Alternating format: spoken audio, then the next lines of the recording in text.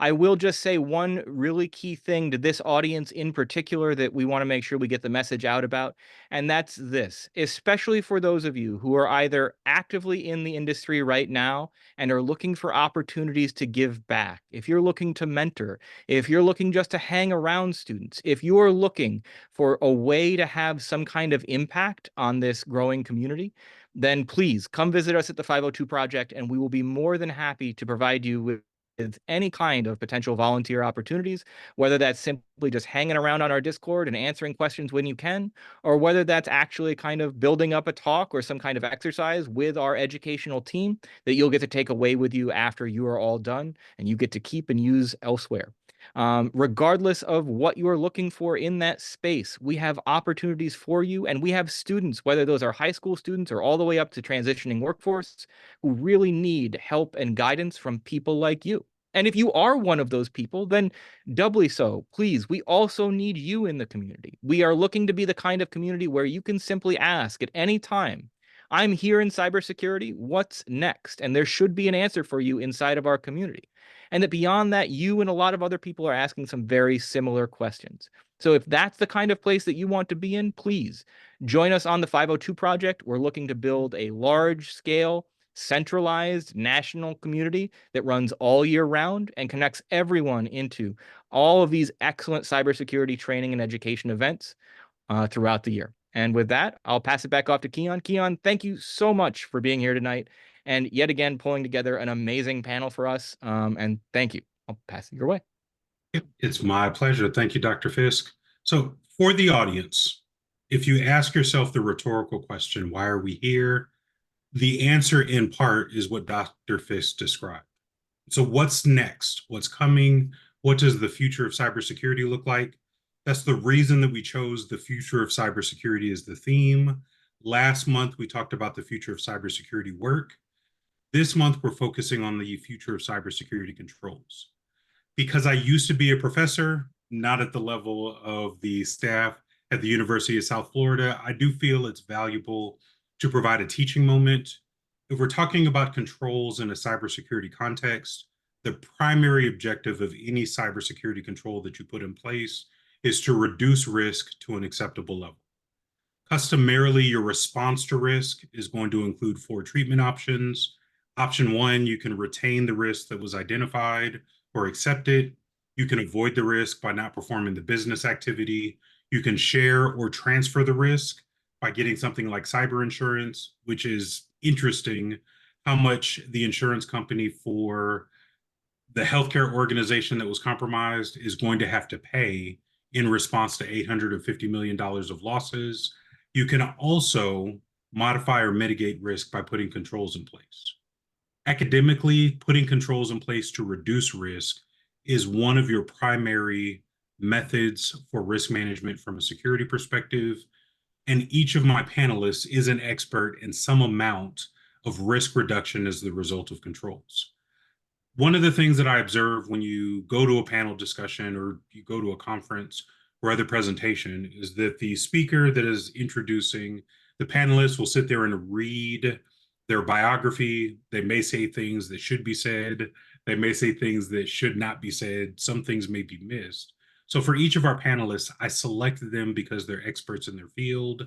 I selected them because they know a lot about the topic that we're going to cover related to risk reduction through the implementation of controls. I selected them because they're my friends. I like each of the people who are speaking, but instead of me reading their bios, I'm going to allow them to tell you who they are, where they work, a little bit about their background, and what they do to make the world a better place.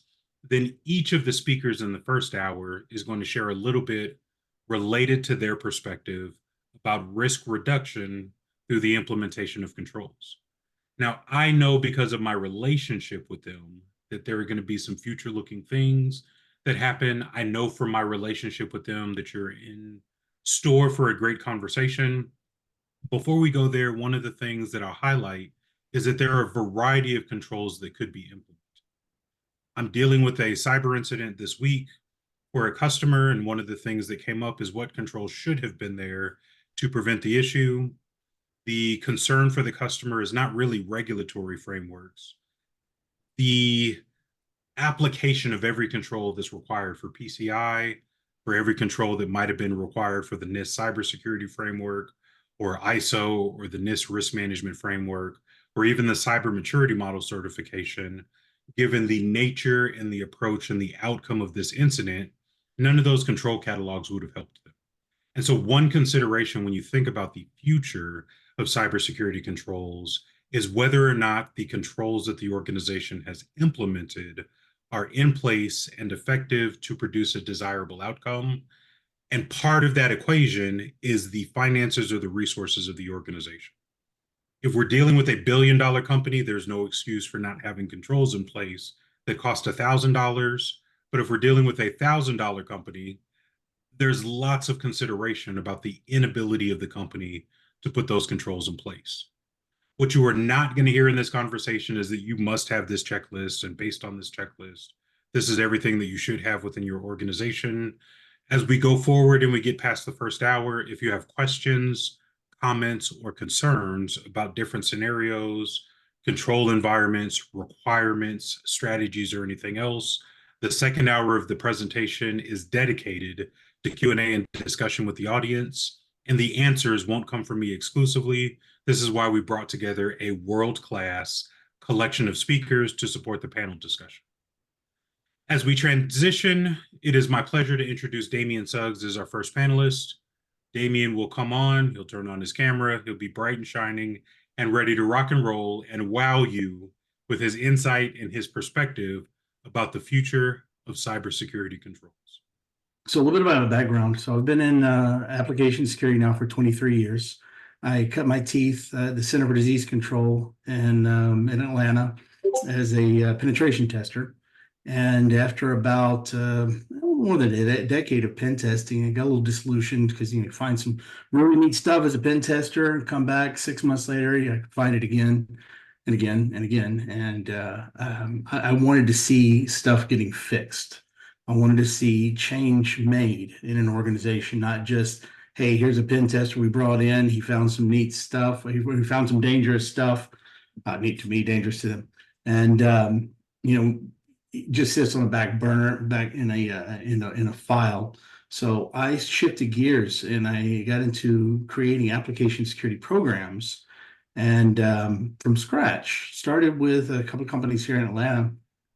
But the thing that I've learned, things have changed dramatically over the years. It's a completely different ball game than it was when I got into it a little over a decade ago. One thing I really appreciate and bring to the table is if you ever go to OWASP and you are looking at the cheat sheets, there is a slogan that's right there on the main page for the cheat sheets. It says, life is short, AppSec is tough, cheap. And I think that's great words of wisdom. There's way too much to take in to be a master of everything and still be effective at what you do. You could spend your whole time learning. What I've found to be so effective is looking at the right places to gather information. I'm going to talk to those who are interested in application security or penetration testing in the audience, or development with a security edge. Either one, I kind of look at them as all three of the same genre, same arena. But there's some places to look to really get knowledge. And I'm going to speak in terms of three if I can. Good things always come in three: people, process, technology for one. Process, something I advocate, and I'm not going to advocate in the same way here as I've done in the past, is OWASP SAM and BSIM. And if you're familiar with these are capability maturity models. And I'm suggesting them. I use it every time I go into a work environment and find out what the lay of the land is with the current processes, procedures, and find out how to build a roadmap and how to take it forward. But I'm recommending it that if you look into it, it will help you see what a world-class application security program should look like. You just look at the questions, look at the answers, understand why things are being asked. You get a really good sense of where an organization should be moving to have good controls. And the thing of controls is another piece of advice on that. If you're going into the workforce, I've kind of find a product. Because the thing about an application security program is you can start it with any company. As long as the company has software, you can start it. But if you can, and I know it's a rough market out there, if you can find a company with a product that hones close to you, whether it be a healthcare product, video games, even cryptocurrency, doesn't matter. Find something that appeals to you because you're going to have more of a personal interest in bringing those security controls to the market. Get the product, have the product, and you know how it works. You know how to secure it. You know what's going into it. Maybe your personal identifying information. You have that. Delve into it from that perspective because it'll bring a personal flair on it for you. As far as technology goes and learning new things, I cannot stress the value of LinkedIn, the LinkedIn professional side. I mean, it is just so invaluable. You can, if you find there's a new technology you don't know, go into LinkedIn Learning. You'll find 5, 10, 15, 20 courses over it of varying lengths that will either give you an introduction to a new technology or will give you a full-blooded 8-hour course or even a 3-day course. They have those. So LinkedIn Learning is great. Not only that, but LinkedIn in general, there are tons of cheat sheets that you can find in addition to what OWASP cheat sheets over controls and what to implement. LinkedIn has some great resources, like a couple that I have bookmarked, and I'm always looking for the next either cheat sheet or diagram. I have 1.5 gigs of information saved down on my computer. Every time I see one, I save it down. I'm like, okay, this is good stuff. Either I'll use it personally, I'll teach with it, or I'll set up an application security program, security champion program. Talk about that in a second. But a couple of them I look at is Hades.io, Hades.io, Hadessio, and DevSecOpsGuides.com. And both of them have really, really good material that can be used to augment and enhance a security champion program. Yep, the key on just Hades, Hadess.io. But I mean, for example, one thing I found, and this is kind of recently, through going through Hades.io, there was a GitHub's action worm. I didn't know about it. I'd never seen it before, but it's a worm that's going around and it's hitting GitHub repositories. So the controls that it offered were great because it was just basic things you can add to YAML files to the GitHub repository. So every time a build is done, the code is checked out, this runs. So it's adding a layer of protection to your GitHub repositories. The GitHub repositories, and that's really where the future is going. When I first got into Red Hat and I put in a command, and now all of a sudden I had a piece of software on my computer system I didn't have 10 minutes before, I was in awe. Just went over the internet, downloaded straight down. I was like, wow, that is amazing. I now have something on my computer. Didn't have to put it in a floppy, didn't have to put it in a CD, typed in a command, hit a repository, and went it pulled automatically somewhere from the internet all the files needed to have this application run. My second thought was, I have no idea where this came from. How do I know if this is secure? What's preventing someone that I don't know from putting a floppy disk Wikipedia? And I get you feel old, but what prevents somebody from adding software to be downloaded that I don't know about? That's the problem today, is the supply chain issue is bad guys are attacking these repositories, putting stuff in there that don't need to be part of the malware or something. They're changing the names by one letter, and it's bringing bad stuff into the environments. So things haven't changed. They've just gotten bigger and wider, and the controls have changed, though. How we approach it, how we attack it is different. And the last thing I want to say, because I know this is a 20-minute session, last thing I wanted to say on people is look for people in the industry who have geared the way. Look for the books they've written and those who've paved the way. Don't try to solve the world on your own. Like Newton said, if I've gotten farther in life, it's because I've stood on the shoulders of giants. And that's how I try to look at things. Like, for example, this book, dated Building Software Security In, is a little old, but it has some great information about what goes into an application security program. As far as heroes go, Tanya Janka is great, and she has a book, Alice and Bob Learn Application Security. I use this for application security champion programs to get the ball rolling, get things started. Another titan in the application security field is Derek Fisher, and he recently put this book out, Application Security Program. He has a blog, and he is the executive director of product security at JP Morgan.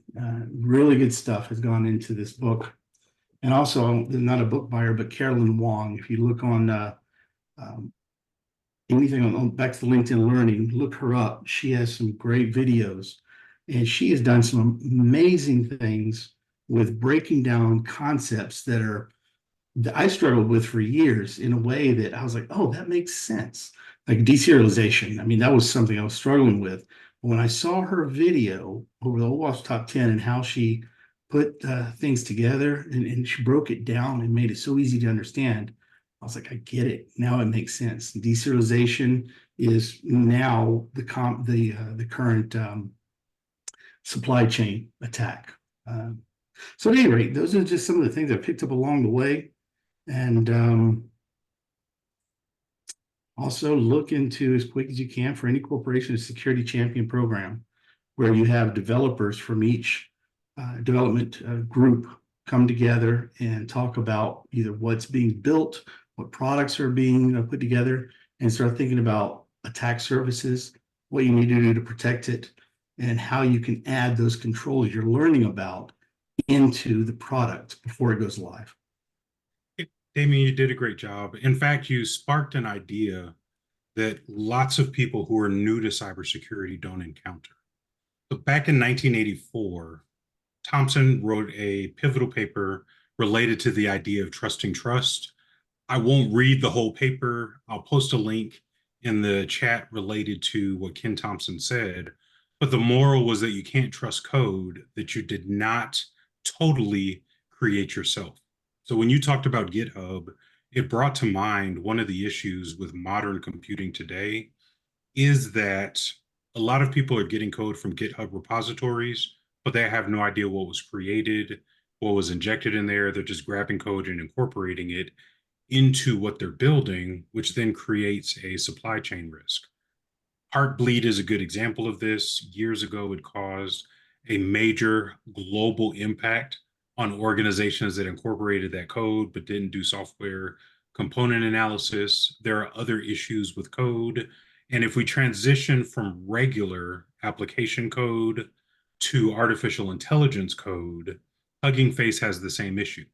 Hugging Face is potentially the largest repository of language models, large language models, small language models, and artificial intelligence code, but there is no official authority that evaluates the code, who stands up for the code, who verifies that the code is accurate, trustworthy, and secure.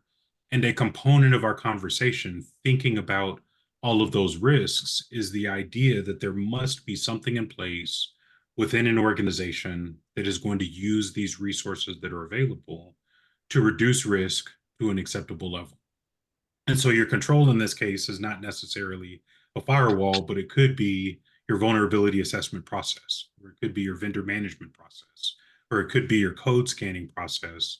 And so as we continue the conversation and as Christy prepares to come forward with what she's prepared, I just want to encourage everybody to think broadly about controls. Damien started the party with application security. We're going to go in a different direction with Ms. Bell to have a great conversation about something that I won't spill the beans on, but I know that you're going to have a good time. All right. Thanks a lot, Keon. Hello, I'm Christy Bell. I am currently advising private equity firms on their target acquisitions around technology, the operations, go-to-market, and marketing for those companies. I am formally the CEO of Ontoit Inc., which is the North American arm of a Dutch managed cybersecurity services company. And prior to that, I spent more than 30 years with the IBM company in a variety of sales, marketing, operations, go-to-market roles. So I will share quickly, I am not deeply technical. I will refer to my notes because I don't have this conversation every day these days. So just bear with me. I want to also share with you that one of the key tenets of Ontoit was providing managed services that were based on zero trust and on the zero trust principles. So that's where I'm going to center my discussion. Keon and I had a conversation about focusing on zero trust network access, ZTNA. However, zero trust network access is based on zero trust, and there's so much misinformation and confusion around zero trust today that I thought I would ground my discussion in what zero trust is. I'll talk a little bit about how it got started, and then what some of the myths are around zero trust. I'll walk you through what zero trust is, and I'll incorporate into the conversation a dialogue around microsegmentation and ZTNA. I worked with John Kindervag, who is the creator of Zero Trust, when we were both at Ontoit. So much of what I'll say around zero trust is from the horse's mouth, so to speak. I also want to share with you that John Kindervag launched the zero trust security model in 2010 with a paper that he entitled No More Chewy Centers. Now, I wasn't sure why he called it No More Chewy Centers, but I did since learn that Chewy Centers refers to an old network discussion around hard on the outside and chewy on the inside. So zero trust takes a fundamentally different approach to that environment. So let's talk about why this has become such a big deal, some 10 plus years since that first paper. Also, I want to say that I get that zero trust is everywhere, and there's a lot of fatigue around it, but everyone is talking about zero trust for a very good reason. And that reason is because it is the only sure way to a strong cyber defense. The rate, scale, and intensity of cybersecurity attacks is driving the need for an evolution. And attacks are increasingly targeted, they're more sophisticated, they're more severe, and not for nothing. Last year, cyber criminals extracted $1.1 billion in payments from their victims, $1.1 billion in payments. So there's also a lot of board level attention on this. And also, it appears that the malicious actor dwell time is increasing. So I read an article recently that indicated that it takes something like 277 days on average to identify and then contain a breach. That's a lot of time for an attacker to hang around, roam in your environment, and they do so unfettered. So it's really important that we understand the cost of these breaches and take aggressive action to prevent them from occurring in the future. If we couple the acceleration of cyber attacks with the complexity of global, hyper-connected, hybrid, multi-cloud environment that we live in today, which makes IT systems and security hard to manage, and we sprinkle on top of that a little intensity by cyber criminals using Gen AI, the cyber threat environment is a hot mess. I told you I wasn't technical, so that's my very non-technical term, but it is a hot mess. Traditional IT practices are failing today's enterprises, and we must be more proactive. And as difficult as it is, we have to assume that modern complex networks are always at risk and that every connection is a potential threat. So given all of this, zero trust is now widely recognized as the only cybersecurity strategy that prevents successful data breaches. Zero trust architectures are inherently harder to breach and they make it harder for a breach to spread. Let me pause for a moment on trust, which seems to get a lot of people wound up, and I'm not really sure why. But can we just agree that trust is always a complex topic? The zero trust model doesn't negate trust in people. It simply insists on the removal of trust from digital systems, recognizing that trust is a human emotion which should not be adopted into IT security. I, Christy, can be trusted, but my computer is not me, and I am not my computer. So I really don't get it, why people are so have so much angst around it.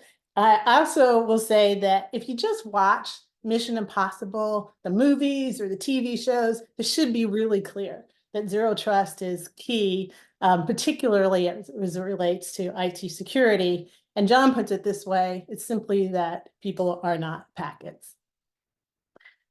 Before I move to what zero trust is, I'd like to address two of the most prevalent myths around zero trust. The first is that identity and identity management equal zero trust. They do not. Identity is consumed within the principles of zero trust. It is one point of telemetry. It is not the end all be all. The second is that you can buy zero trust, or that zero trust is technology. You cannot buy a product that will make you zero trusty. Now, I've spoken with customers who've engaged in lengthy, quote unquote, zero trust seminars with product vendors, and they've turned into marketing events where the vendor is saying that their technology equals zero trust, or that it's the magic elixir that will deliver zero trust. This kind of stuff just makes me nuts. So let me step down from my soapbox. Here's what zero trust is. As I said, zero trust is a strategy. It is the only cybersecurity strategy designed to stop data breaches and other attacks by eliminating digital trust from systems. It's worthwhile to note that as a strategy, zero trust resonates at the highest levels of the company, where there's clarity that a strategy holds and the tactics may change. So the technology may evolve over time, but the strategy stays firm. There are 9 core tenets to zero trust, 4 design principles, and a 5-step methodology. So I'm going to quickly walk you through the design principles, as they're fairly straightforward, and then I'll spend the rest of my time on the 5-step methodology and ZTNA. The first principle is focus on business outcomes. Now, the why for zero trust is ultimately business outcomes, and this should be easily understood when considering the impact of a breach short-term in terms of mitigation, and long-term in terms of risk of client attrition and loyalty. The second principle is to design from the inside out. Legacy networks have been historically designed from the outside in. This must fundamentally change, and we need to redesign from a data or destination, if you will, first perspective. The third principle is to determine who or what needs access. And we want to proactively limit access that users, devices, or applications in the environment do not have carte blanche access to the entire network. Finally, we must inspect and log all traffic. We need to know that all traffic is untrusted and have visibility into all of the traffic, because we know threat actors are out there exploiting a lack of that visibility and also exploiting low segmentation in the client environments. So that's it. That's the four design principles, really super straightforward. So now let me shift to the 5-step methodology. This is at the heart of the zero trust model. So I want to be quick to note that these I will list in order. There is not random. You don't get to pick where you want to start. I will list them in the order, and there's a reason for it. I hope that as I talk through this, that I'll demonstrate that the order is not a suggestion, that it's intuitive, and that it's imperative. The success of any zero trust model must begin with defining what we need to protect. And we need to do so at a clear and granular level. We need to place each of those DAS elements, that's data, asset, applications, and services, or high value assets, into a unique protect surface. This is the critical first step. Now, it is also the inverse of an attack surface. There's a lot of discussion around attack surfaces. I think there's clarity around what that is, but this is the inverse of it, really starting with the definition of what it is that we want to protect, and that allows us to execute in bite-sized chunks, also, by the way. This also makes zero trust environments incremental, iterative, and non-destructive. So much easier to implement than I think what the noise in the market says about zero trust at the moment. The problem is that we often see that organizations don't have a clear understanding of what they want to protect. So a lot of times John and I would get into conversations with clients and they would say, hey, we want to go to zero trust. And he would say, all right, tell me what it is you want to protect. And I go, not really so sure. So we'd have the conversation that says, well, we can't really move forward until you have clarity around what your high value assets are and what you want to do to set up protection around them. So that is really the first step. And it is, if I may be so bold as to say, it is the cost of entry to a zero trust environment. Don't get juiced up in the other 4 steps. Focus on starting with this initial step. Now, once we've defined the protect surface, then we need to map the transaction flows.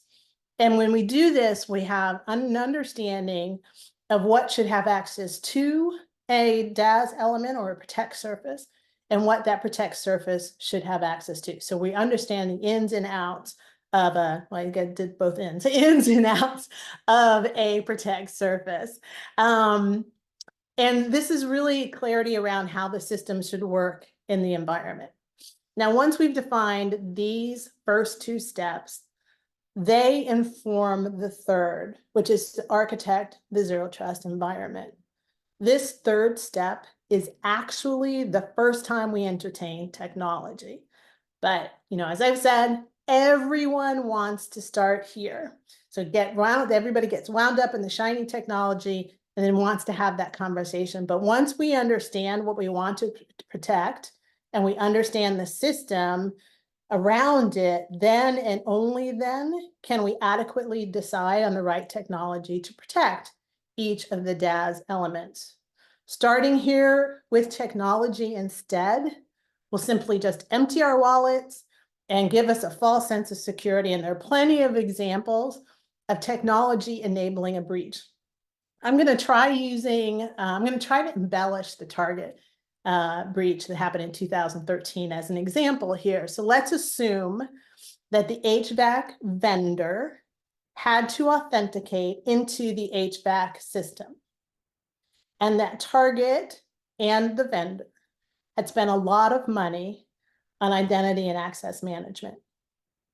I'm here to tell you that even if there were 5 MFA levels or an infinite number of identity and access management elements and tools, that malicious actor would just need to break one of those to get access to the target cardholder data.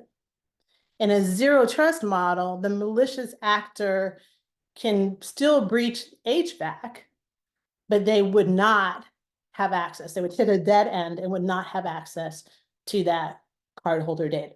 So it's important to understand that this is where we only get to this part after we do the first 2 steps, right? We don't start here. The 4th step is to create the zero trust policy. And this is really where the rubber meets the road. This is where least privilege access comes into play, gets implemented into the zero trust policy. The zero trust policy should be implemented using the Kipling method. So it's based on who, what, where, when, why, and how. And this is so that you have clarity around who should have access to what application, as an example, why they should have that access, They should have access via which specific resource and at what times. So this is a key element of the zero trust environment. Now, we also know that all bad things happen within the allow rule. So hence another reason why defining your policy based on zero trust is crucial.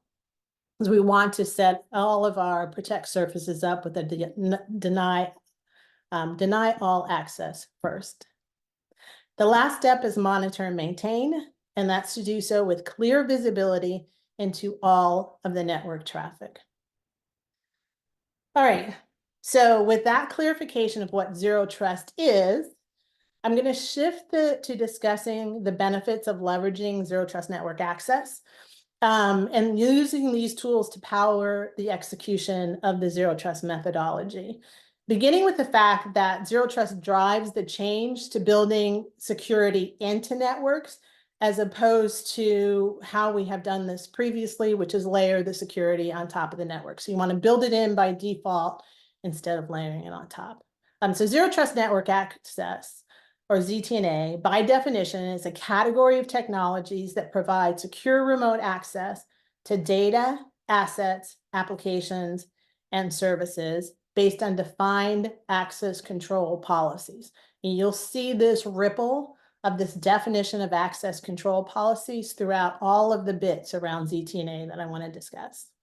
It also enables microsegmentation, so putting those ring fences around your DAS elements and denying access unless explicitly allowed. It importantly provides enhanced visibility of the network and of users and their actions, and having deep visibility is essential to getting zero trust right. Remember, I mentioned that in that last step around monitor and maintain. There's a lot of discussion about ZTNA versus VPN.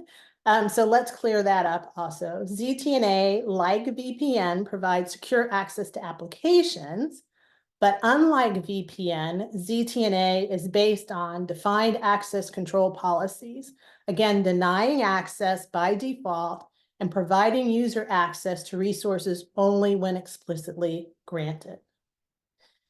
It can be used to continuously verify, which is another key element John talks a lot about around zero trust. Is you don't just verify once, we continuously verify an entity's identity, and we treat all access requests as though they originate from a compromised, unprotected network. ZTNA will help speed the process of securely authorizing connections, enabling the right user under the right circumstances to gain access to the right data.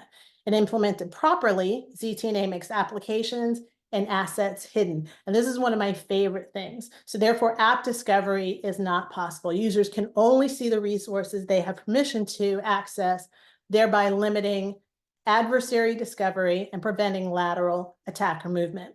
So you can think of this much like homes where they stick a safe behind a picture or behind a wall. You can't steal what you can't see.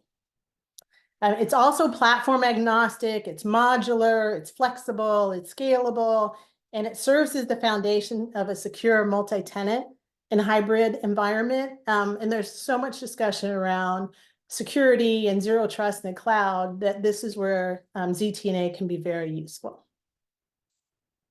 Now, I'm going to shift to discussion around the future of controls. ZTNA is one of those areas where we can continue to expect an infusion of AI. So, of course, listen, Gen AI and LLMs are being used to create new attack tools. AI will decrease the time it takes for bad actors to exploit a vulnerability, and Gen AI will surely increase the number of attacks hackers can launch in a single day, but I mean, they can launch 20 a day now with a 45% success rate. So just add on a few more that they can do.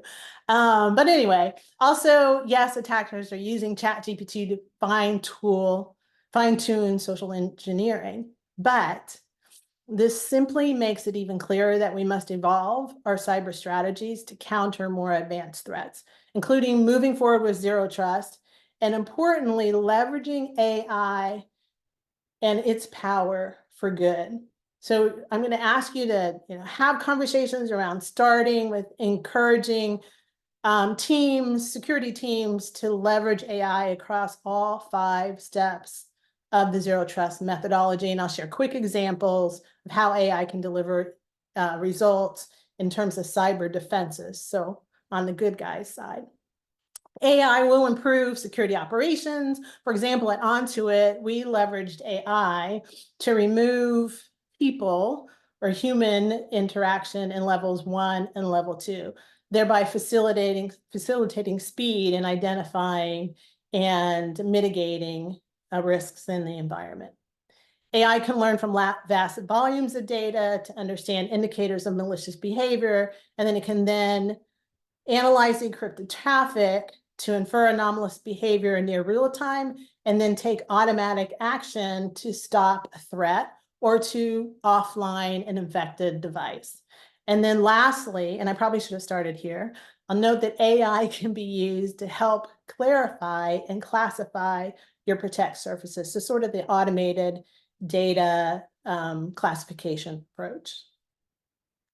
So I'll summarize with, it's clear that today's fast-changing cyber landscape, including the accelerated use of AI on both sides of the war, requires acute focus on cyber resilience. And the clearest model for strengthening cybersecurity is the zero trust model. I'd encourage you to dig deeper into what zero trust is and is not. And I implore you to not fall prey to the marketing hype that exists in the marketplace today. Yes, we should move forward with controls that support zero trust, but we must do so first with clarity around what zero trust is and how to execute the 5-step methodology. Thanks for being here. So my camera was off and I'm smiling in the background and celebrating. And I appreciate all the smart things that you said about zero trust, especially considering all the marketing hype. And so for the audience, I put some links that are in the chat. Christy's the expert in this area. She downplays her excellence, but you can see from this 20-minute conversation why I invited her to speak. I do think that extreme access control at a granular level adds a significant amount of value for a security program. And I hope that the audience got a lot out of the presentation as well as the links that will follow shortly. As we move forward, another rock star in sequence is going to share some awesome ideas. Tia and I have a good relationship in lots of places. And so she's not just a technical person, but she's also a qualified technology expert. She adds significant value to boards as an advisor. The boards that she does and will serve on are going to be huge beneficiaries of her wisdom. I will stop there because I promised I'd let the speakers introduce themselves, but I'm super happy that Tia was able to join us. Tia, you have the floor. Who are you? What do you do? How do you make the world a better place? And what do people need to know about the future of cybersecurity controls? Awesome. Thanks so much, Keon. Really excited to be here. So Tia Hopkins, I am the Chief Cyber Resilience Officer and Field Chief Technology Officer for eSentire. eSentire is a managed detection and response company. So basically that means we hunt for and respond to threats on behalf of our customers 24/7. So I was really excited to have this conversation today because if we have to respond to something on behalf of a customer, then that means we also have the opportunity to see where controls fell short in terms of protecting that customer and being able to make those recommendations. And that enables us to really gather trends around what we think the future holds, because also at the same time, we're seeing the attacker tactics and how they're pivoting as they start to leverage new technologies and things of that nature. So just a bit about my background. I've been in the IT security space for almost 25 years now. I started out installing high-speed internet back when everyone was ditching their dial-up modems, and we thought a meg-and-a-half up and down was something to brag about. And now we're talking about gigabit speed. So I'm probably dating myself a bit there. But I moved into systems and network engineering role and then fully focused on cybersecurity, which I would say I have been for probably the last 10 to 15 years. It's an absolute passion of mine. I love just learning all the things. I love that even if you're trying to solve the same problem today that you had to solve yesterday, you probably can't solve it the same way. So it really keeps you on your toes. You have to be a lifelong learner, which I love because I get bored easily. So making the world a better place. I'm also a professor of cybersecurity. I'm a LinkedIn learning instructor. I've written a couple of books or co-authored a couple of books. And then as an aside, like outside, my way to get away from it all is I'm actually a women's tackle football coach. So that's how I disconnect. I played for 12 years and now my body doesn't allow me to do it. So I just, I coach and I yell and I make others great. So diving into the future of cybersecurity controls, this is a really interesting topic. And as I began to kind of gather my thoughts on what I wanted to talk about today, I thought about a lot of topics that you've already heard about, like how AI and machine learning and automation are going to continue to impact the future use and effectiveness of controls, or how zero trust architecture is going to continue to influence the controls we even select, and even how quantum computing is going to disrupt everything we thought we knew about encryption.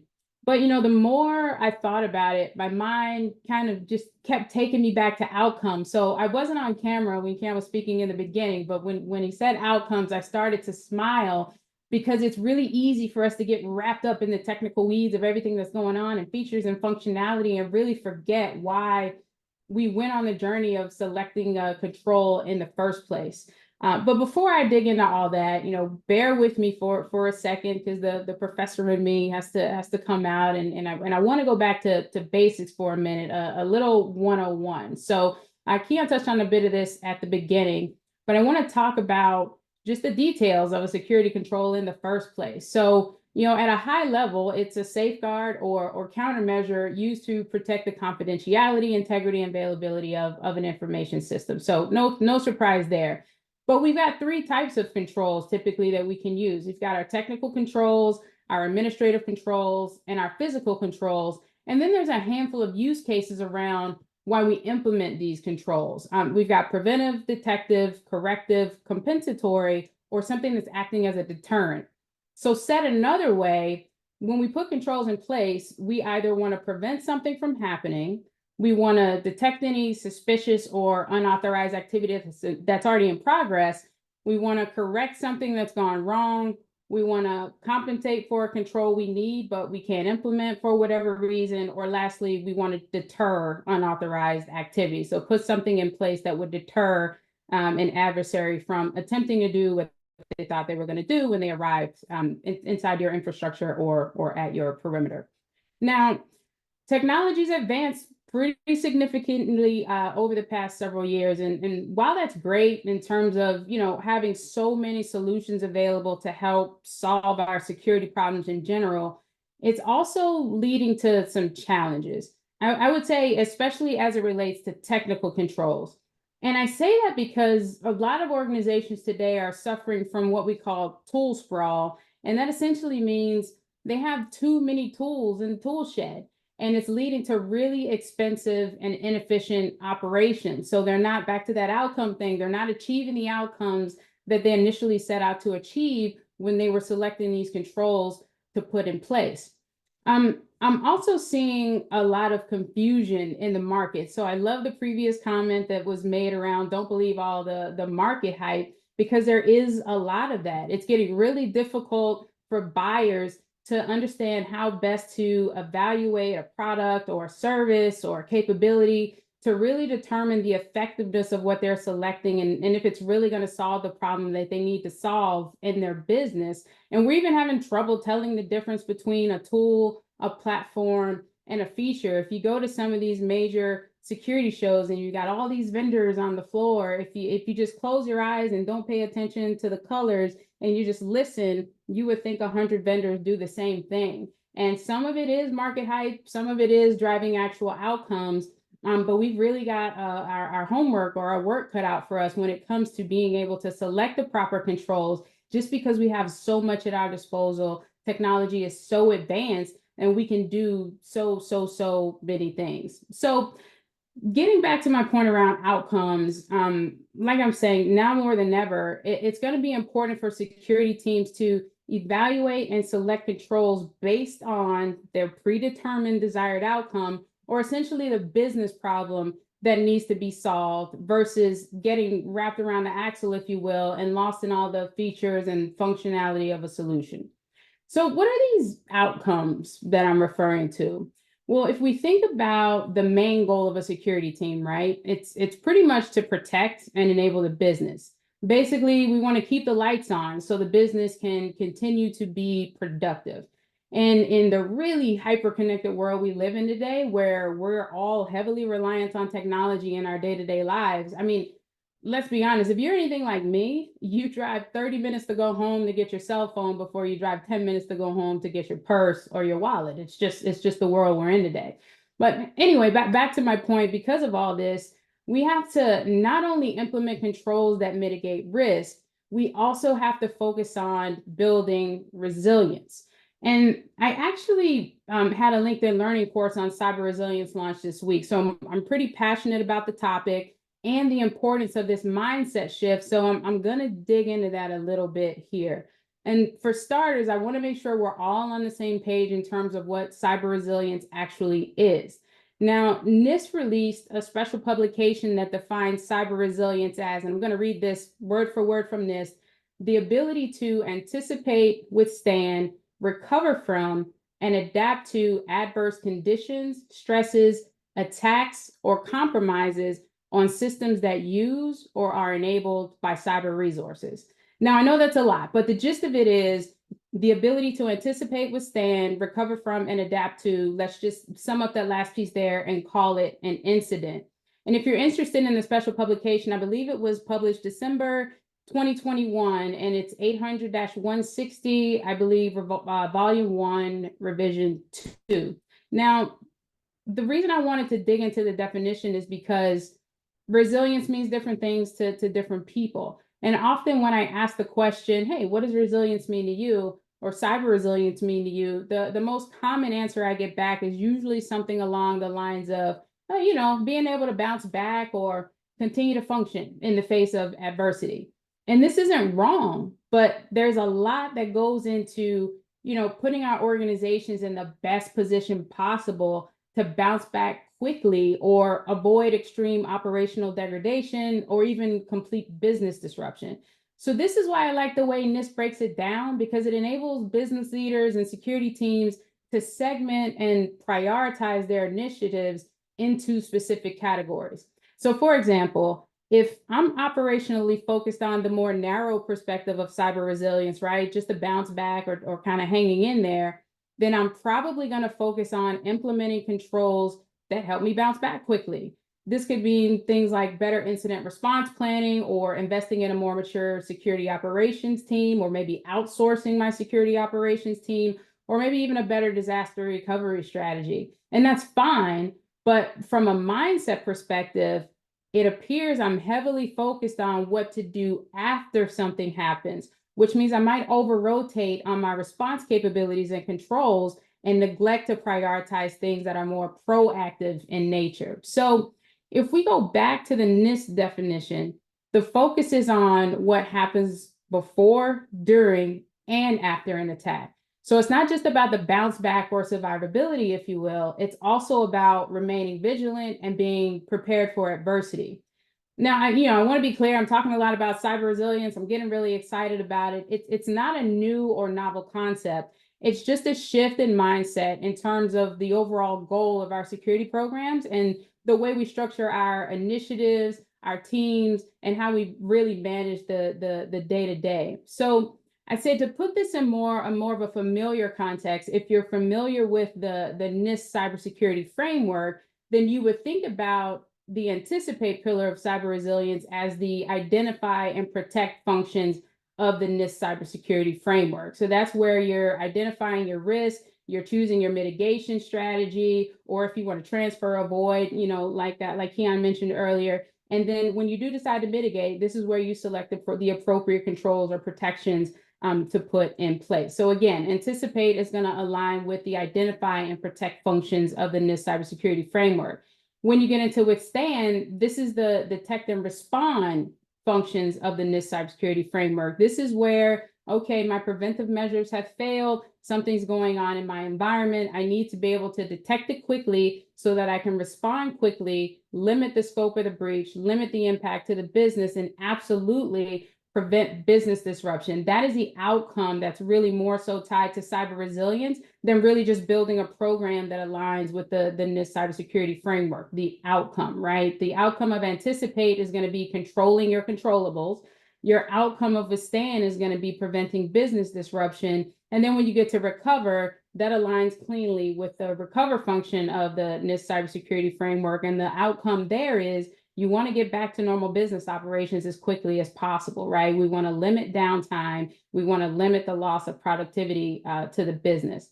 And to quickly touch on the adapt piece, that's where you focus on continuous improvement. And this should occur throughout the entire life cycle. So this isn't like siloed off on its own and something that you do in a bubble. You want to make sure you're adapting every time you learn something, right? Incidents are not fun, but they're an incredible opportunity to learn and get better. So now, when we select our controls, not only is the overall resilience of the business top of mind for us, assuming we've shifted to this mindset, we now have a structured approach to identifying areas for opportunity and aligning our controls based on the specific outcomes of anticipating and protecting our organizations against adversarial behavior, like I was saying earlier, withstanding a breach and ensuring the survival of critical systems and processes, and recovering as quickly as possible, again, to minimize downtime and the impact to the business. And when we're evaluating controls, we're solving for an identified problem and driving an outcome that supports the business, right? Back to my earlier point, security team is there to protect and enable the business. We don't want to be blockers. And this helps with some of those challenges I mentioned earlier, like tool sprawl. If you begin with the end in mind and align with a defined program outcome, that helps establish requirements for the types of controls that you need to implement.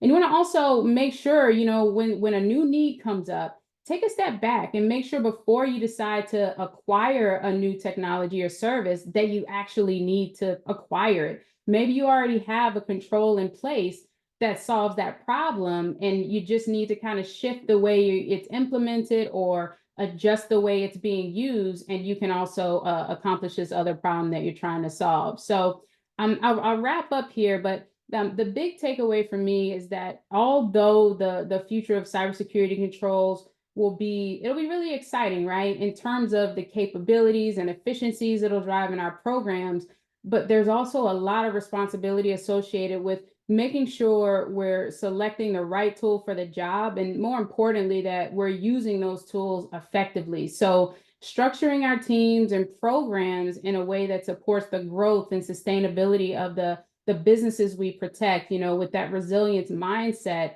top of mind for us, that'll lay the groundwork for proper control selection and effective use, in my opinion, is something that we just really need to make sure we're always thinking about. So it's always a blast when I invite a fellow professor to come and teach the class. Tia, thank you very much for your exploration, for your discussion of the topic. As we prepare for Clint to come forward, one of the things that I encourage people to think about is the outcome as a concept related to the future of cybersecurity controls. I mentioned it earlier, Tia built upon it, but it's not just about checking the box. Clint is a very outcome-based person. Like Damien, I had the privilege of working with him at the Centers for Disease Control and Prevention. Clint has moved on to do amazing things at other organizations, and so I consider it a privilege to have a fourth one of my fabulous friends come to the stage and present some insights for the audience about the future of cybersecurity controls. Clint, my friend, you have the floor. Thank you, Keon. I always look at Keon and say, my first mentor told me to always be the dumbest person in the room. That's how you learn and that's how you move forward. And Keon said, I've got just a panel for you to be on then. And it's been fantastic to listen to what everybody else has had to say. I don't ever plan what I'm going to say before I start talking, so I'm going to be all over the place here. Hopefully that works for all of you, because there were so many great things, and I wish I could touch on every single thing that was talked about. I thought that I might be talking about zero trust, but it seems like Christy's already beat me to the punch there, and she did it probably 10 times better than I could have done. So where to get started, really? I guess that, let me introduce myself by saying my name is Clint Walker, and I am with the Cybersecurity and Infrastructure Security Agency. We are part of the Department of Homeland Security. I'm what is called a supervisor of the Cybersecurity Advisor Program. Our role is just like our title states, is we are advisors from the federal government to critical infrastructure, state and local governments, and private industry. So organizations contact my group, and they ask us to come in and help them baseline where their cybersecurity program is today and how they can get better. We work across all 10 domains of cybersecurity in all 16 sectors of critical infrastructure. So I might be at a nuclear power plant one day, at an automotive dealership the next day, working with Coca-Cola or FedEx on any other days. So we go wherever the need is, and organizations contact us. We come in and we can do tabletop exercises. We can do assessments and a whole bunch of other things out there at no cost to you except for what the taxpayers have already funded. But that's not really why I'm here to talk to you today. I'm really here to just kind of, to add on to everything that's already been said. When you look at, I started this in cybersecurity over 26 years ago, probably longer than that even. I lose track of time. I love what I do. I was never an IT person that moved over into cyber. I started off, back in those days, we were called computer security specialists. I was the first one the company that I worked for had ever hired. I actually was an intern right during college, and I was building a cybersecurity program while learning what cybersecurity was. And it was fantastic. I fell in love with the job, so much so that when I went to work for the Department of Defense, so I was the Chief Information Security Officer for the National Air and Space Intelligence Center. And one of the things they wanted to do once I'd hit a certain level with them is they wanted to move me to become an analyst. An intelligence analyst, and I talked it over with my wife because it was a significant pay increase, and she said, "No, I want you to turn it down." She's like, "Because when you talk about cybersecurity, you've got this glint in your eye." She's like, "There's a spark there that says that you're really enjoying what you do, and I want you to always enjoy what you do." And I realized then that cybersecurity was my passion. It was what I really enjoyed, and I like to say that that's why I love talking to Keon and others, is that when you really have this spark doing this stuff and seeing how it's changed. I mean, back when I started, we were doing log file review manually. So we were actually pulling up the logs every day, reading them line by line, seeing if something jumped out for us. And then we got snort sensors, and then we moved to, automated log analysis. Then I got into pen testing and forensics. You name it, I've done it in the cybersecurity realm. But I'm going to focus on governance, risk, and compliance a little bit, because when we talk about controls, that's the first place that my mind goes, is GRC. Because I think that they're underrated in most organizations. I don't think people realize exactly what they do. We hear this term all the time about, continuous monitoring. And I think of it more as continuous risk management. How do you continually look at risks, and how do you match those risks up to business operations? When I used to do pen testing, one of the things I'd love to do is to go into an organization, and I would bypass every suit that came up to me that wanted to talk to me, that wanted to introduce me. And I went right to the workers. And I said, "What is it this organization did? What do you do?" And 9 times out of 10, the worker bees didn't know what the company did as a whole. They might know their one little job, but they didn't know what the organization did. And most often in the IT shop, the IT people didn't even really know what the organization did. How do you build a network if you don't know what the organization does? How are you assessing risk on that? I kind of look at it in these terms. Imagine that you wanted to drive to the store. And you go to your car, you do your walk around of your car, you assess the risk of whether the car is drivable, you jump in the car, you check your mirrors, check all your gauges, and then you drive, you turn the car on and you start driving, and you never assess risk again. You never look at your mirrors again, you never put your turn signals on, you don't do any other type of risk assessment. And to me, that's what a lot of organizations are doing. They're doing these snapshot in time assessments saying, "Hey, let's analyze risks right now, and then it'll be 3 years before we analyze risk again." We have a risk registry, but we're not going to come back to that. That'll be something we do maybe annually, or if even then. And yet business is changing. And I always like to tell people that business is trying to do one thing, and your cybersecurity program is trying to do something else. And over time, those two things tend to go away as the markets pull them. Cybersecurity saying, "Here's best practices over here," and business operations saying, "This is where the market's going." Everything in between these two things, that's what you call risk. And so you have to have these programs where you bring those two things back together. Are you building the system that is right for operations? And I want to touch on something as we go into these organizations, and we're seeing more and more companies are starting to realize, because what they've done is they've created one cybersecurity program.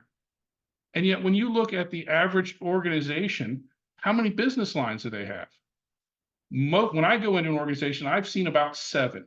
I mean, when you look at a bank, so this is an easy one for us to do, but you go into a bank and you ask the bank teller, what's the most important thing that you do here? And they'll say personal banking, being able to have money accessible to our customers whenever they need it. That's the most important thing we do. You talk to the branch manager, he's going to say, oh, yeah, personal banking's nice, but corporate banking, that's where we make all of our money. But then you talk to the mortgage people, and they're like, no, we make all of our money in home loans and things like that. But then there's corporate lending, and there's, personal lending. There's all these different brands, ATM services. Then you have investments. And you realize that that bank has so many different business lines, and yet your cybersecurity program is one program that's supposed to take all of those things into account and do something that's create one policy that touches on everything. I like to call this the one size fits all, or the umbrella that goes over your entire organization. But this part of your organization needs something different than this part. So they're going to poke a hole in that umbrella in order to get their business done. And this part's going to poke a hole in the umbrella until you have so many holes in your umbrella, exceptions to policy, that the things that you don't want to get wet are suddenly getting wet, because everybody's accepting risk differently. Everybody's looking at risk differently. And what we're finding is a lot of organizations are starting to say, I can't have just one cybersecurity program. I have to have a cybersecurity program dedicated to each of my operating lines. I worked with a healthcare organization recently, and they had told me that last year they bought a new company. And this new company that they bought, when they brought it in, they started saying, okay, how are we going to integrate their network into our network? And they started looking at this new healthcare company, started saying, you know what? We specialize in this type of healthcare, and this new company is a completely different type of healthcare, and we're not familiar with their business model. We don't understand how they operate, and we think that they're so vastly different from us. We're actually going to make them have a separate cybersecurity program. We're going to treat them as a separate company that we do business with, rather than trying to bring our two networks together, because we think there's too much risk involved. And that's really where it's coming down to, is that you're looking at this and saying, how many different business lines do we have? Most of the companies I work with, they don't even know what data they have. They don't even know what they're working with. They don't know where the crown jewels in their own organization. We talked about zero trust, and I do firmly believe in zero trust. CISA is a big proponent of zero trust architecture. And we're really pushing for it because most organizations don't know what they're trying to protect.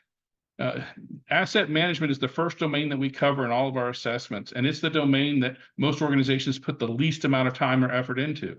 They don't have any data classification programs. They don't, rogue IT is all over the place. Most of the time when we talk to them about asset management, they say, oh yeah, we do asset management. And you know what, but it's got to be this dollar value and above. And yet, when you look at a thumb drive or an external hard drive, that doesn't, classify as the dollar value or above. And yet the keys to the kingdom might be sitting on that thumb drive or on that hard drive or that share drive somewhere else. And that's what we're looking at. I got pulled into some incident response just a couple of weeks ago where we were talking with the organization saying, you're certain that the threat actors in your network didn't exfiltrate any valuable data? Like, no, all of our crown jewels are over here in these servers. And so we started looking around the network along with their team. We don't do hands-on keyboard kind of stuff, but we were saying, hey, can you just look around, just do some searches on these? And we started finding that the crown jewels were in those servers, but they were also all over the organization because, Mary needed to download them to her workstation in order to do some work with them, or Bob needed to send them to a customer, or Fred wanted to take them home so he could work from home, or they needed to put them on a share so they're accessible to everybody, or they were out on the web, or they were sharing them with a partner, and so we found out that, yeah, the threat actors probably did exfiltrate that data, the stuff that they couldn't afford to lose because they put all their controls around their one area they thought they were in, but to find out that that data was everywhere else on the network except for there. So when I talk about continuous risk management, is how are you assessing risk every day? How is, things that are happening in the news right now, the war in the Ukraine, is that something that your organization needs to assess as the risk on how they operate today? Well, if you have a plant in the Ukraine, probably. If you're doing business with partners in the Ukraine, most likely as well. That's the thing, is that we're in an age of constant information, and that means that you constantly have to be assessing risk. And most organizations that I've been working with, they're not doing that. They're still trying to do the snapshot in time. So when I say where is the market moving, I think that the market is moving to being able to blend, governance, risk, and compliance into real-time analysis, real-time risk management, so that decision makers are making decisions with current, risk in numbers and not based on, 5 months ago, a year ago. And that's what we're looking at. And in order to do that, you really have to know what your organization has. It comes back to asset management for me. People ask me all the time, where should I get started in cybersecurity? And I'm almost always going to say, well, you should start in asset management, because how can you protect what you don't know about? And in this day and age, that can get very complicated when you look at cloud services and when you look at, remote access, remote work. What are people doing with things at home now that you're putting things on phones, on tablets? It's all over the place. And how many of those places, the threat actors are attacking all those touch points? They want to get in between all the places where machines shake hands. And so that's why we're starting to blend or switch our terminology. And this is what I think you're going to start seeing. You've probably already heard supply chain, because you can no longer just protect your castle anymore. You have to protect the castle of everybody you do business with. And hopefully somebody above you that you're doing business with is helping protect you as well. But you're going to hear these terms called ecosystems. And ecosystems are things about how do you impact all of those around you? How do you have resources? Because what you're going to hear is there's a cybersecurity shortage. There's just not enough people to do all the work that's out there. And so what you might start doing is start saying, hey, my organization is really good at X. I'm going to be able to lend that out to my supply chain.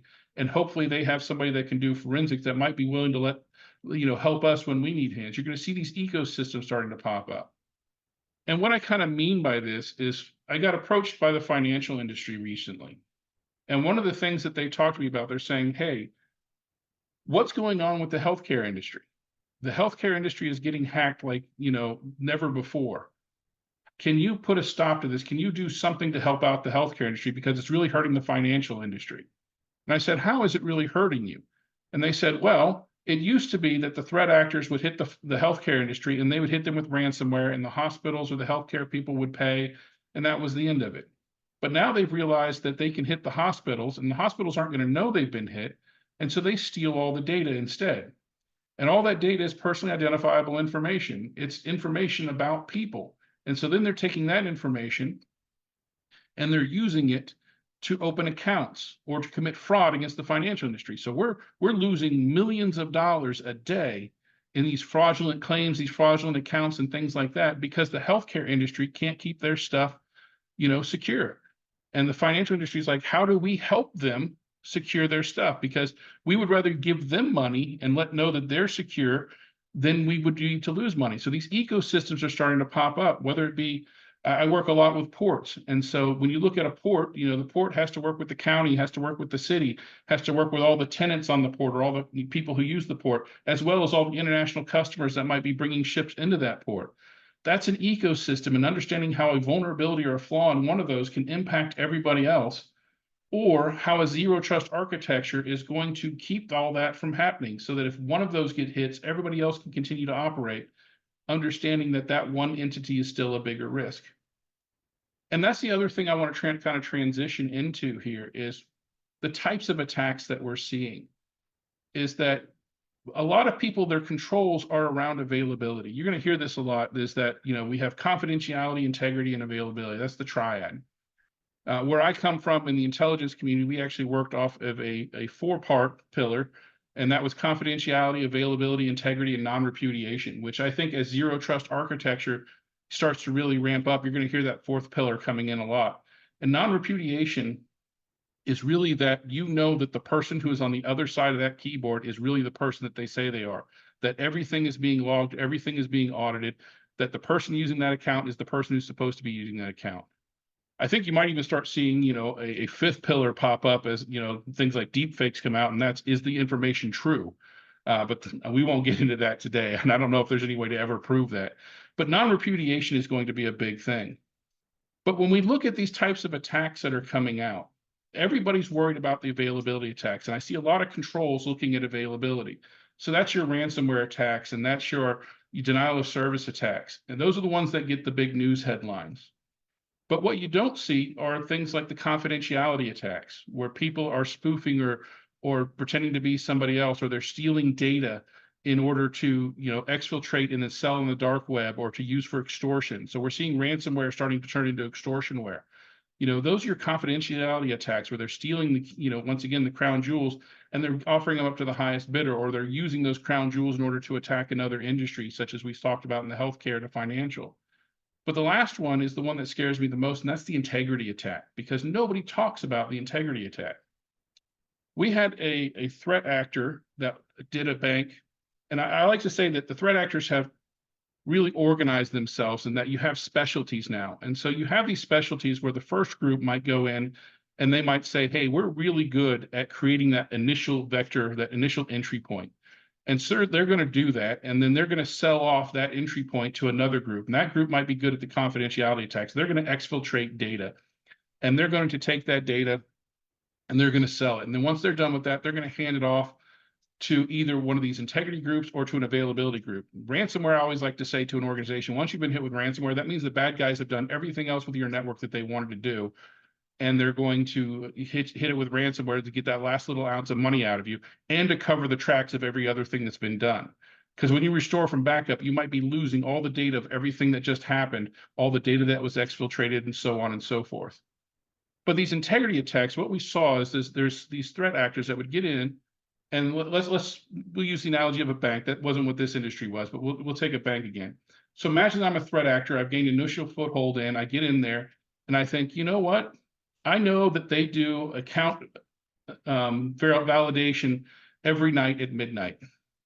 So what I'm going to do is I'm going to create these accounts, and I'm going to put $1 million in each of these accounts because I'm in the networks. I can create these accounts, and then at 11:59, I'm going to hit them with ransomware.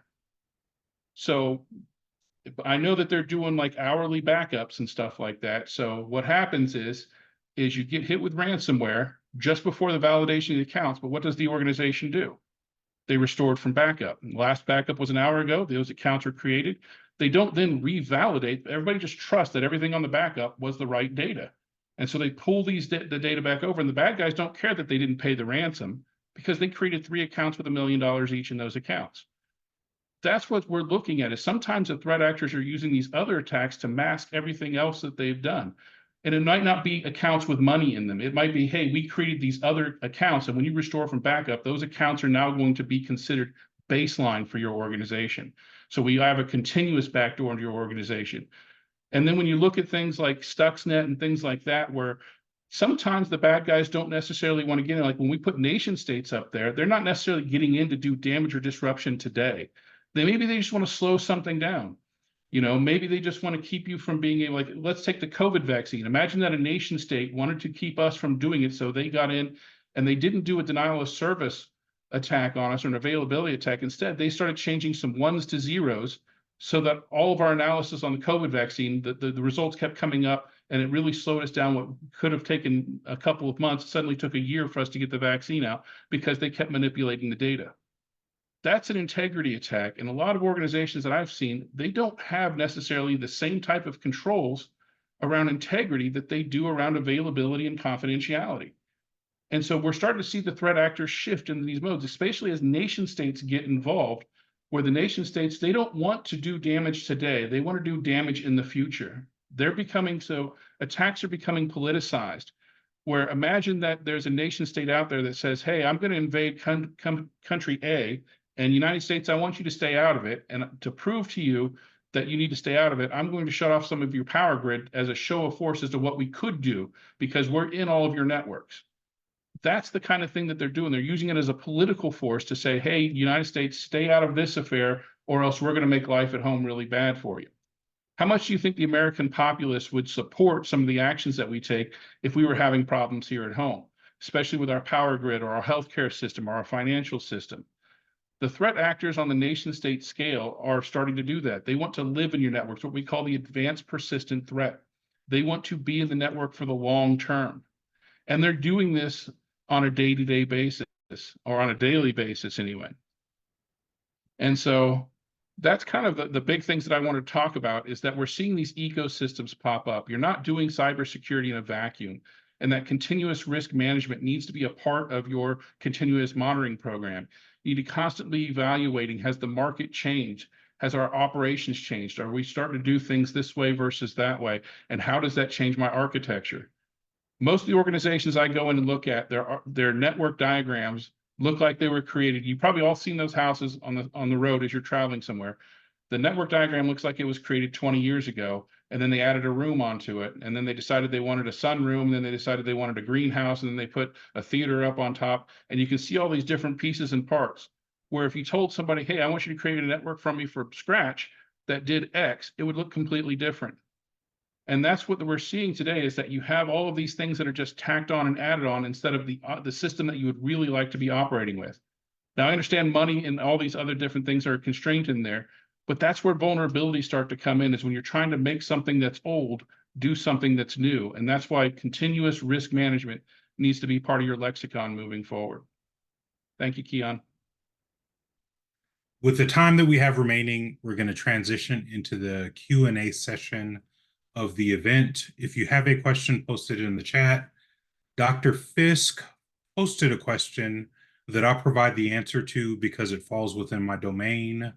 The question, for those of you who are not looking at the chat or who may be listening to the recording later, is related to the relationship between management and employees as potential risk factors. On Easter Sunday, because I was bored and I had nothing to do and everything was closed, after church, I decided to throw a grenade onto LinkedIn, and I wrote an article that said the Chief Information Security Officer, CISOs, is not a corporate officer. And part of that argument related to the idea that the CISO is not a superhero. Most boards don't recognize the CISO as a corporate officer.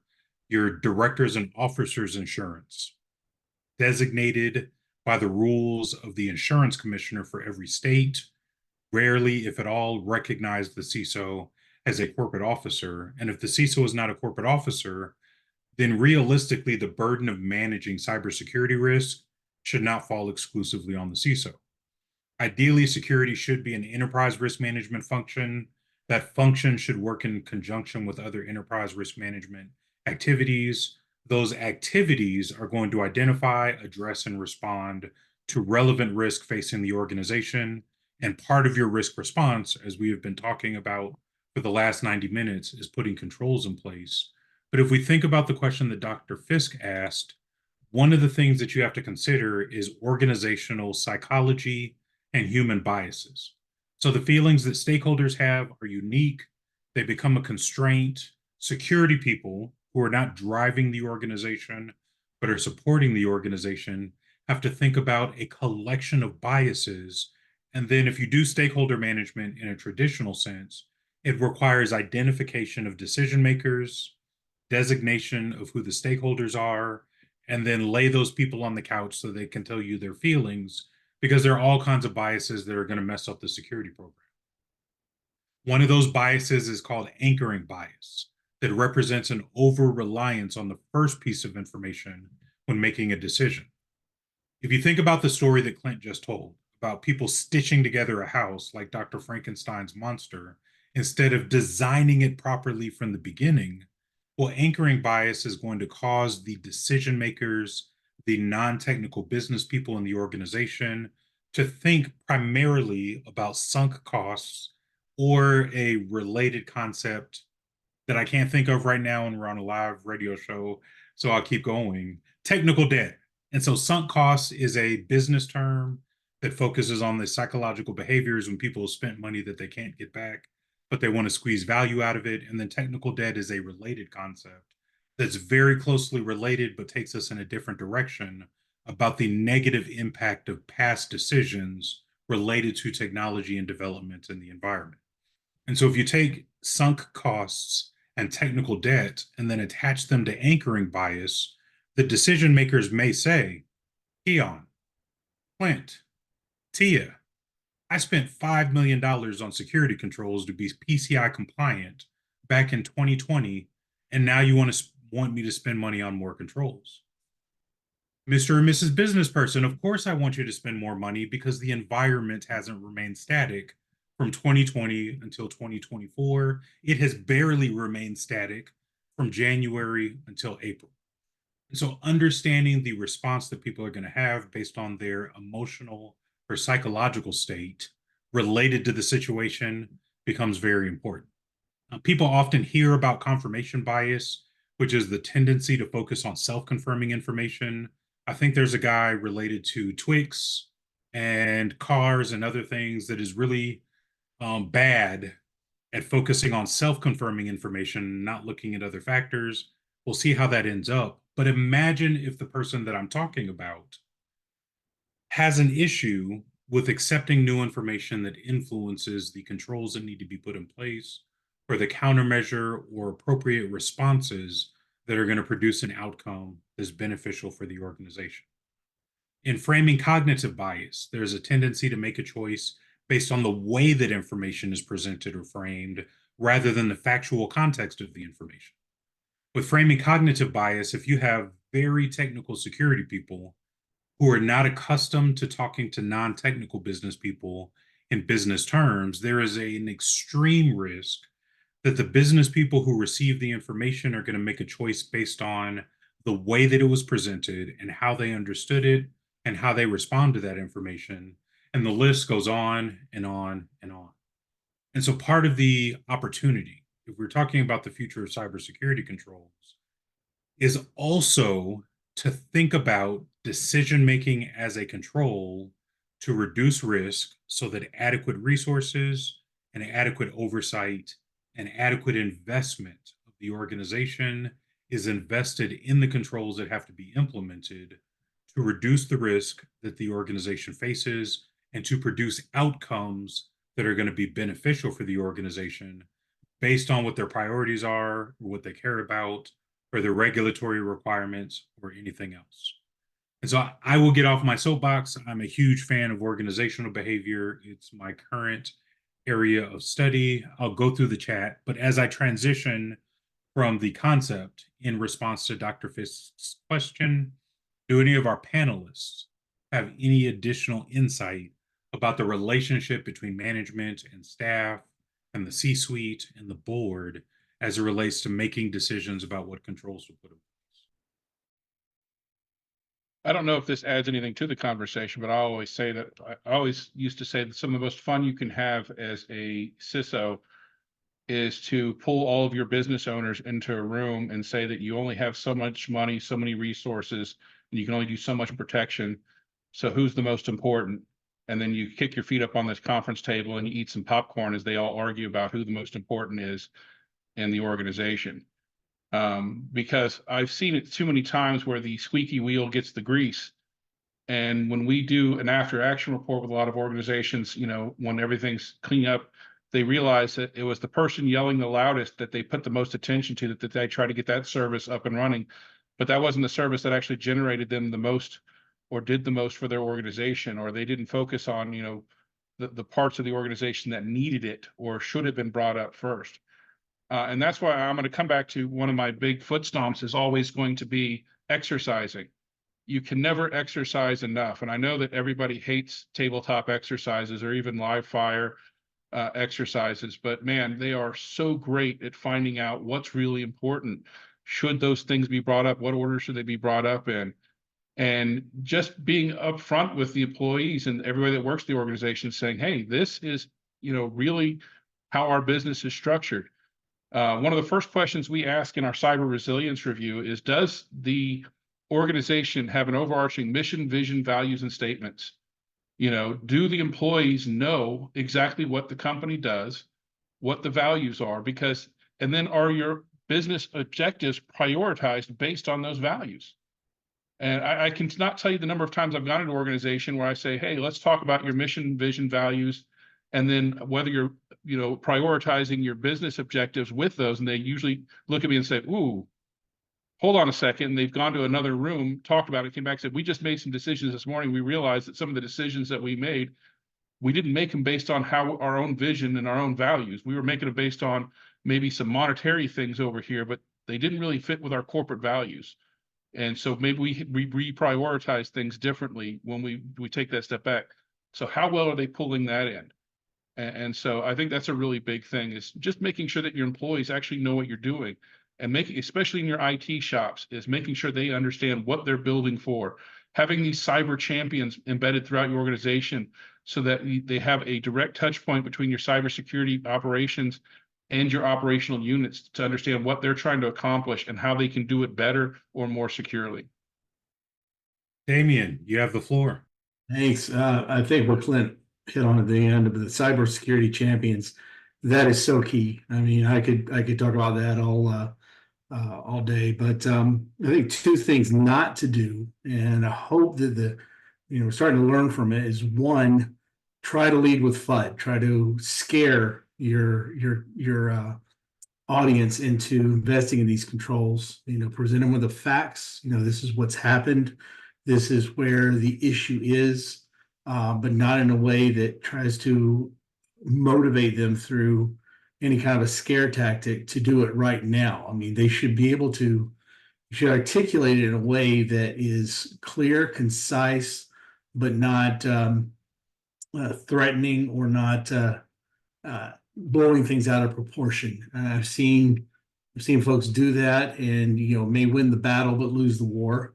And the second thing is, and this is another area that I hope our community is learning from, is don't be the power of no and say you have to do it, because I've seen too many bridges burnt by coming across with the sledgehammer and burning bridges throughout the organization from security because they're just annoyance. They just get in the way. So work with the business, learn to speak their language, learn to present your cases in a way that makes business sense and will be well received. I mean, I agree with everything that was said. I think one thing I'll add is alignment is important. I think if folks don't understand what security means to the business, well, let me back up. If folks don't understand the purpose of the business and how the business operates and what is important to the business in order to drive value, then that hinders their ability to make the right decisions for the business as it relates to security, whether they're, not on the security team at all or running the security organization or a business operator. So there has to be alignment there in terms of understanding of what the business is there to do, what could pose risk to that business, so that at basic level, everyone has an understanding of the threats and the impact that those could have. And that doesn't have to be a deep technology understanding. You don't have to be like a cybersecurity expert to understand that. But something that I see, and I think this touches on the point that Damien was making, there's a misalignment typically between the individual that's responsible for the security program and then the people that are making the decisions in the business. And I think too, it touches on, Keon, the post that you posted on LinkedIn, and I touched on this in my LinkedIn learning course. We take these management level certification exams, right, when we're looking to manage security programs, and I joke, but it's kind of a reality. You could get 50% of those questions right if you just answer the question that said or if you select the answer that mostly aligns with driving a business outcome or aligning with business goals. It's what we're there to do. Like I was saying in my presentation, we're there to protect and enable the business. But the reality is the person responsible for protecting the business doesn't typically have a seat at the table. So there's a misalignment in terms of that individual not really understanding what the strategic goals of the business are. And then those that set that strategic path, not really understanding how the decisions that they're making are posing risk to the business. And then underneath that all, you have workers that don't understand either of those, right? Because there's not alignment even above them. So I know that was a roundabout way of saying the importance of alignment from the top down in the business. The level of depth doesn't have to be the same at every function within every function, but the understanding of what's important does. And that's the only way you really drive a culture of security where DNA is kind of top of mind and just embedded into the mindset, and everyone sees themselves as a frontline defender. I'll just add one quick story. So we had a customer where the CEO had a friend who was breached through ransomware. And so when that friend told the CEO of our customer about this, the CEO got really anxious and sort of freaked out. So he called the IT team in and said, I need to know that we're safe and secure. And the IT team said, well, we've been talking with Christy and John, and we need some money to move forward with Zero Trust. So the next thing the CEO did was he brought in all of the business leaders and the head of network security and the CIO into a meeting. And he told all the business leaders about what happened to this other company. And he said, so to ensure that this doesn't happen to our company, I'm going to take from each one of you money to give to the IT team so that they can build the security infrastructure that we need in order to support the environment. And the person who was telling me the story was the head of the network security. And he was like, I just don't want these people to be mad at me. So what we communicated to him was, hey, one way to kind of soothe the angst that might be happening in your company right now is to think about having a conversation with the CEO about creating a Zero Trust Center of Excellence. And so in that Zero Trust Center of Excellence, then you pull in all of these business leaders and you have a business conversation around cybersecurity. And then everybody's got some skin in the game in terms of how you move forward with Zero Trust and how it impacts their business. And that way you create a culture of security in the environment at the highest levels that will trickle down. With the few minutes that we have remaining, if I do not see a question pop up in the chat, I will give you another nugget of wisdom about another risk management topic related to the future of cybersecurity controls. As we prepare to transition to the finish line, I invite all of our speakers in sequence, starting with Damien and ending with Clint, to think about your parting shot, your closing argument. I don't see anything in the chat, so I'll tell the audience something very important when we talk about controls in response to risk. Academically, cyber insurance is not the only tool to transfer risk. If you look at the Institute for Risk Management, if you look at professional insurance-based risk organizations, there's not always a selection of insurance as a product that exists to offset the risk. And so I'll speak very briefly about cyber insurance and some things that people need to think about.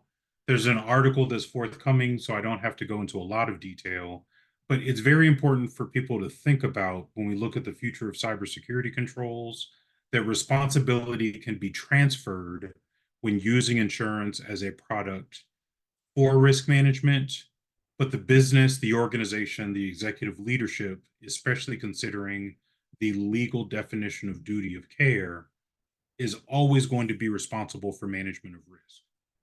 Insurance is a unique risk response. It's not really a control. If we look at the fundamentals academically, your insurance policy, by legal observation, is a contract that provides financial protection against losses based on details that are outlined in key elements. Those elements include the premium, the deductible, and the policy limit, where the premium represents the price paid for the insurance policy, which is determined by the insurance company based on the risk profile of the business. So the better security program you have in place, the lower your premium is going to be, because you're going to be less likely to file a claim that causes the insurance money to have to pay a covered claim. The deductible represents the financial obligation of the policyholder. It sets the amount paid by the insured before the insurance company pays a claim, and then the policy limit establishes the maximum amount the insurer will pay under a policy for a covered loss. The reason that I bring this up is that if you look at the United Healthcare news that came out this morning, they had $850 million worth of losses on top of the $3 billion fund that they put in place to allow the healthcare system in the United States to continue to operate. And when they did the root cause analysis for the incident that was the result of a ransomware attack where United Healthcare and their affiliated entities paid the ransom, it was not having multi-factor authentication on an administrative account. And so I could argue, regardless of the product, solution, or service that's selected, there is no multi-factor authentication strategy, infrastructure, controls, or program that costs $850 million or would have required a fund of $3 billion to keep the hospital going or the hospital system going, given what United Healthcare does for everybody and Change Healthcare does for the ecosystem. And so this is a very good example of what Clint was talking about. But rather than stealing the information and using that to facilitate fraud, the lack of adequate control being in place caused a disruption for the entire nation. This is likely going to trickle down for years to come. And the countermeasure that would have prevented it all was something that should be a standard of practice. And I would be shocked if the insurance policy for Change Healthcare or United Healthcare covered a preventable issue, because most insurance policies, a minimum requirement for insurability is having multi-factor authentication and privileged access management. And so as you think about the future of cybersecurity controls, one area that provides a very effective checklist is to just look at the minimum requirements for insurability. And as all of our speakers have stated throughout the discussion, those requirements change year over year. So it's not a static list. It's not something that's going to be permanent. It requires a program that is adaptable and flexible and changes with the changing environment. As part of our panelists, if you can just include it in your parting shot, and we'll say everybody has about 3 minutes or so. Police posted a question in the chat. It says, what do the panelists see with regard to continuous risk management or continuous risk monitoring trends with providers? And so if you can include that in your parting shot, I'll stop talking. We'll start with Damien. I'm going to speak, I guess, from the standpoint of application security programs, and pen testing is keep evolving, and that really kind of mirrors off my parting shot, was to keep learning. This is an area you have to embrace change. You have to embrace new concepts. Don't be afraid to dig into something new, learn something, figure out how controls need to be put, because developers are going to constantly come up with new ways of developing software. There's going to be new tools on the market. There's going to be a constant shift and change. So as security practitioners, we have to be on the watch, be cognizant of how our business is changing its development processes, so that we can shift with those, and that we can make sure that we're aligned with the best practices of the day for whatever issue we're facing. But constantly keep on. Just because something was not a issue yesterday doesn't mean it's not going to be one tomorrow. For example, I'm just going to say this one last thing: cross-site scripting. It's a lot of people consider that, especially on a login page that doesn't require credentials or authentication, to be a critical finding for a pen tester, for an adversary to take advantage of. But at one time, cross-site scripting was considered benign. It was maybe a medium or a low, because people reasoned, who could ever take advantage of that? That's just too difficult. But time and time again, bad guys have leveraged that finding, as they will everything, and the severity and the criticality of those issues increase as bad guys figure out better, more intuitive ways to use them. So that's all I had to say about that. Okay, in terms of continuous risk management, I think at the end of the day, if we start to think about network environments as being compromised, just assume that by default, then you have no choice but to keep going on this journey around how you continuously understand your environment, and you continuously understand and work to mitigate those risks and to contain the possibility of a threat actor getting access to a broader piece of the business. This is not an area where you can do an intellectual piece of work and assume that then you're done, or you can buy a piece of a technology and assume that then you're done. This is an area where you're going to have to work on continuous improvement. And if the reference to providers is insurance providers, know that insurance providers, as Keon said, are paying more and more attention to this. And you can expect that they will change the way they structure their policies to support those companies that are putting more rigor into their risk management and analysis. It's wild out there. And so my last thing is to say, I encourage you to tame the environment by digging deep and getting a firm, solid understanding of zero trust and understanding how leveraging the zero trust model as defined by John Kindervag and in the reference documents I provided can create a more secure and more resilient infrastructure for you. Yeah, I'll touch on the continuous risk management piece. I mean, listen, I don't tend to speak in absolutes, but at the moment, I can't think of anything in the cybersecurity space today that we shouldn't be doing continuously as it relates to protecting our organizations. I mean, any snapshot we take today to tell us how we're doing is going to be different tomorrow because users are thinking differently, data's in a different place, and so things are just changing all the time. So I think from a provider perspective, you know, my organization as a provider, what we're seeing from insurance providers is that they are concerned about this and they're trying to find ways to work with providers like us to get a better sense of what's actually going on in the environments of folks that they're looking to create policies for or have created policies for and establish partnerships with organizations like ours to reduce the risk of the organizations that they're taking on. So I think the challenge is that they understand what the problem is, but the solution is so hard.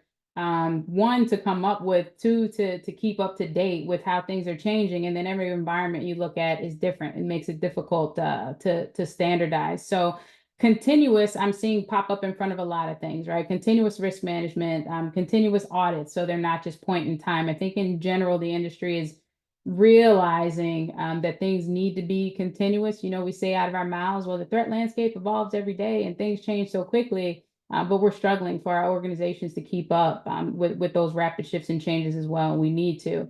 And I think that ties well into what my parting words are going to be anyway. I tell my football players all the time, keep your feet moving, keep your head on a swivel, because if you get caught flat-footed or if you get blindsided, it's going to be a long day on that football field. And the same applies in our cybersecurity organizations. If we get caught getting too comfortable, it's going to be a long day for us and our teams and the people that rely on us to protect the enterprise.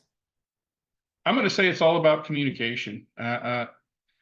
This is what I've found is that most organizations are scared to talk to other people about asking them questions about their cybersecurity. I mean, when you have insurance, they're going to send you a nice little form that says, hey, here's the cybersecurity, you know, assessment. Tell us how you score on this. You should be doing that with all your vendors and suppliers. You know, you should be asking them, how are you operating if it's going to impact the way that you operate? I mean, this can't be more true than with cloud. The number of times that I've gone in to do incident coordination with an organization and they're like, okay, we do all that in the cloud. And we're like, okay, let's see, you know, about the cloud. And the cloud is like, we're not going to give you that information, or we'll send you log files, but we're going to redact most of it because, you know, it's stuff that's only relevant to us. And I always say, you know, knowing where your security handoffs are, knowing how you're going to operate, like I said, it's an ecosystem. And you have to start thinking like you're part of a bigger organization. And you should be asking those tough questions. And you should be ready to answer the tough questions when they're asked of you. How do you operate? You know, how are you doing this? How are you protecting my data if I'm going to do business with you? I mean, that's a lot of people rely on. I always talk to customers. I'm actually currently in my master's program. And in my master's program, I'm getting a master's in Homeland Security. And my thesis is on cloud security and transparency in cloud security. Because what I'm finding as I'm going out there and I'm looking is that everybody is just accepting that when the cloud presents them with a contract, they're signing it saying the cloud is going to take care of all my security needs. That's what the cloud is there for, is to secure my data. And if you read that contract, that's not really what they're saying. They're saying, hey, we're going to secure our data and secure our infrastructure. Your data is still your responsibility to secure.